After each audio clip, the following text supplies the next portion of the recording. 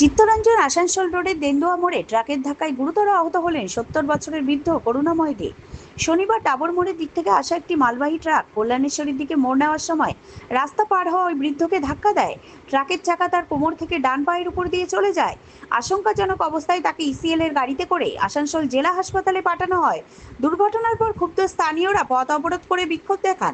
তাদের অভিযোগ, দেন্দুয়া মোড়ে যানজট ও রাস্তায় ইসিএল এর গাড়ি দাঁড়িয়ে থাকার কারণে প্রায়ই দুর্ঘটনা ঘটছে। ঘটনাস্থলে পৌঁছে সালানপুর থানার পুলিশ পরিস্থিতি নিয়ন্ত্রণে আনে এবং আহতের চিকিৎসায় সহযোগিতার আশ্বাস দিলে প্রায় 1 ঘন্টা পর অবরোধ ওঠে।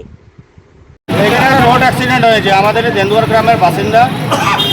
তার উপরে একটা ওই 14 চাকা গাড়ি ছিল, সেটা অ্যাক্সিডেন্ট করেছে। প্রতিনিয়ত অ্যাক্সিডেন্ট কেন?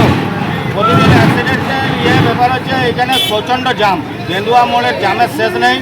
তারপরে ওই যে ইসিএলের যে ডাম্পার আছে, ডাম্পার তার করে দিচ্ছে। ইসিএলের যে ডাম্পার আছে সেগুলো 24 ঘন্টা চলছে।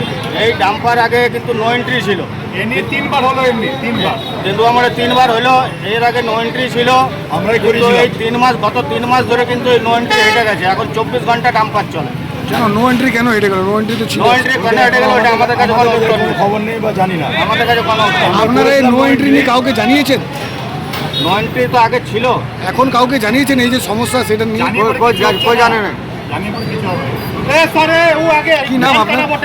কি নাম আপনার? আমার নাম প্রদ্যুৎ ব্যানার্জি, আপনি এখানের বাসিন্দা? দেন্দুয়া গ্রামের বাসিন্দা।